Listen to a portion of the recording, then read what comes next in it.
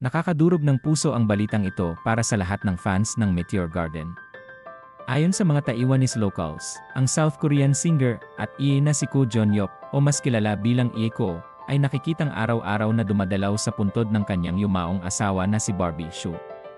Makikita sa mga larawang kumakalat sa social media na madalas ay mag-isa lamang si Eko habang nakaupo at tahimik na nagpapalipas ng oras sa puntod ni Barbie sa Qinpao San Cemetery sa New Taipei, Taiwan. Sa ilang pagkakataon, nakunan pa siya ng litrato habang tila tinitingnan ang imahe ng kanyang asawa gamit ang isang tablet. Isang Taiwanese netizen ang nagbahagi ng kanyang naging encounter kay Eko. Anya, nagdala kami ng grupo para mag-alay ng bulaklak kay Barbie Hsu sa Jinbaoshan Cemetery. Nakita ko ang isang lalaki na mag-isa sa gitna ng sementeryo.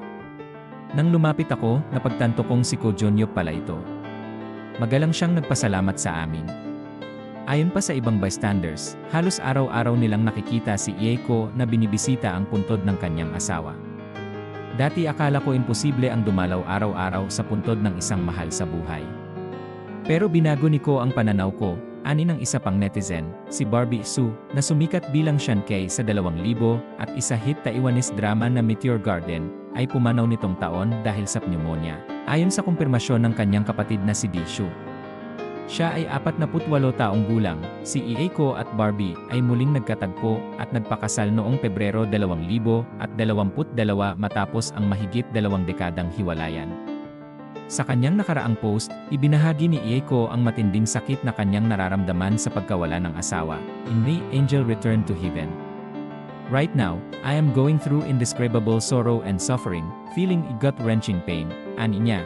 Isang paalala sa lahat na kahit gaano kalayo ang narating ni Eko bilang isang artista at performer, ang tunay na pagmamahal ay hindi kayang pigilan ng oras o distansya.